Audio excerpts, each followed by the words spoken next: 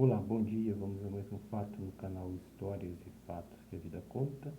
A história de hoje que eu vou contar a vocês é voltado antigamente ao tempo da colonização do Brasil, em que as pessoas viviam mais no campo.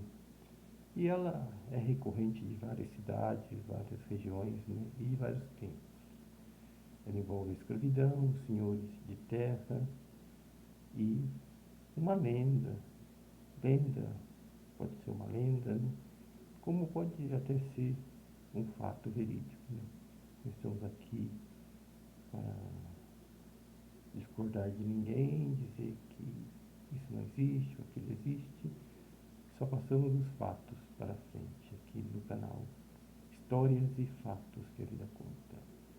O fato é sobre o tempo da escravidão. Nós sabemos que o Brasil viveu um tempo triste, em que o mundo sempre foi triste, né? O mundo sempre teve coisas tristes e o Brasil faz parte do mundo, então ele tem também, né? É inegável.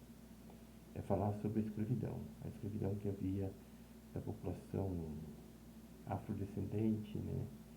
Que naquela época se diziam os negros, hoje, com todo respeito, afrodescendente, que já cresceram no Brasil. Então eles compravam escravos para trabalhar.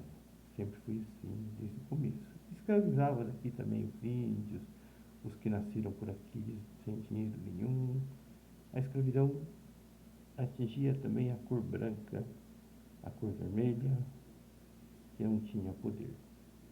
E assim por diante, né? Só que esse fato, ele tem a ver um pouco sobrenatural. A gente sabe que essas grandes glebas de terra, onde povoaram os senhores da cana, do engenho, os senhores do café, do gado, eles eram pessoas respeitadas, então não tinham medo de ladrões, de nada, porque ninguém seria louco de mexer com eles. E eles moravam em suas propriedades. E nisso daí, o que acontecia? As casas grandes que hoje a gente gosta de ver, né, antigas, as fazendas, foram um cenário, talvez, de muita pouca alegria e mais tristeza, né? Tristeza simbolizada pelo poder do chicote, da marca de ferro quente,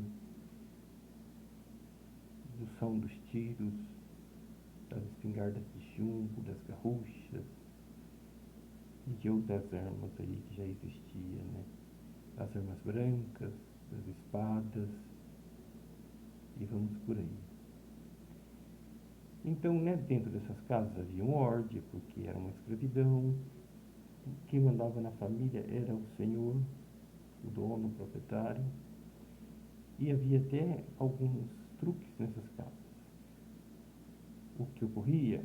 O quarto, por exemplo, das filhas ficavam atrás do quarto do dono e da dona, dos donos, do casal que era dono da fazenda e que tinha as filhas. Por quê? Para poder vigiar elas, para não namorar, para seguir o que eles queriam. E muitas vezes esses quartos não tinham nem janela assim do jeito que tinham, ou eram janelas pequenininhas.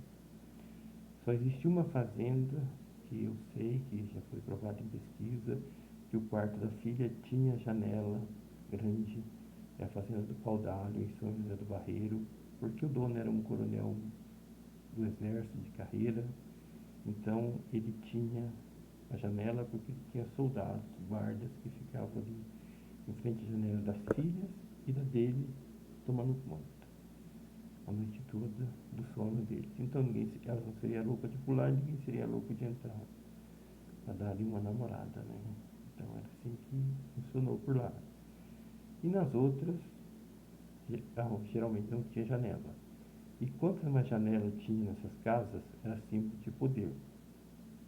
Mas há uma particularidade, uma coisa, uma lenda que ronda várias fazendas dessas, de que o sobrenatural, os fantasmas, as almas daqueles que foram torturados e daqueles que torturaram continuam por ali. Em algumas delas, guardando os tesouros que o Senhor enterrava. Em outras, o porque essas pessoas eram muito apegadas ao dinheiro também. Em, em outras se misturando com as almas daqueles que eles torturaram, que não sei por que cargas d'água estariam ali até os dias de hoje também, como se tudo não tivesse acabado. Bom, isso são coisas que povoam a mente de muitas pessoas, que vão em busca da história, vão em busca da caça de tesouros, e dentre elas há uma que é bem ativa.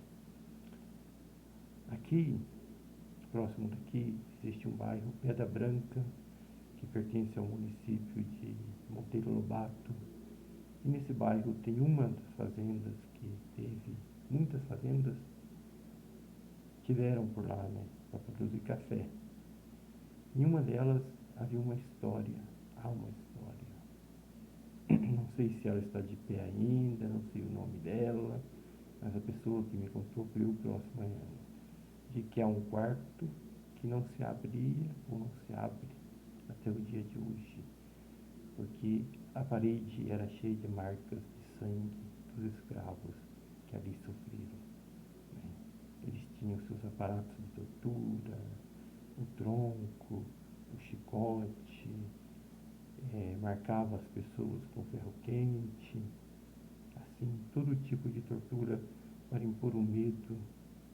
E muitos não resistiam a essa tortura e morriam. E na ânsia da dor enfrentavam os torturadores e eram presos nesse quarto, que ficou com as marcas de sangue na parede. Bem, dizem que era mal assombrada e esse quarto não se abria. Moravam pessoas lá e não abriam esse quarto, e já não sei como se encontra. Existe uma fazenda sim, em Bananal, hoje eu posso falar sobre ela, que a minha família morou nela. E nela havia um quarto, na época deles, que não se abriam, porque o pessoal via primeiramente respeito e depois medo, né? Se falava, se respeitava e se tinha medo um pouco do além, né? Do sobrenatural. Que diziam que o escravo matou o dono porque estava sendo torturado demais e na ânsia da morte, muita dor, no auge do direito seu de legítima defesa. É claro que naquela época isso não existia para eles, só para os brancos ricos. Ele matou o dono porque estava apanhando muito, e lá havia um quarto também que não se abria. Mas essa fazenda foi vendida para pessoas que trabalham com turismo, uma mente mais aberta, e foi reformada, foi aberta. Não sei se algum fantasma atrapalhou essa reforma, se atrapalha, acredito que não. E hoje ela é local de visitação, não vou citar o nome dela aqui no canal, né?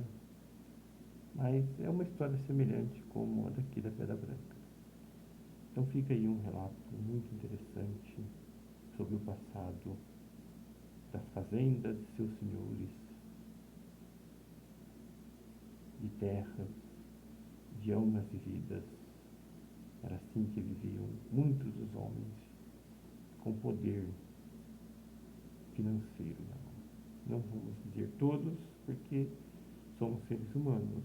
Alguns são melhores, outros piores. Nós vamos seguindo aí, madrugada fora. Muito obrigado a você que assistiu. Peço que dê um joinha, me siga no canal e que Deus nos abençoe.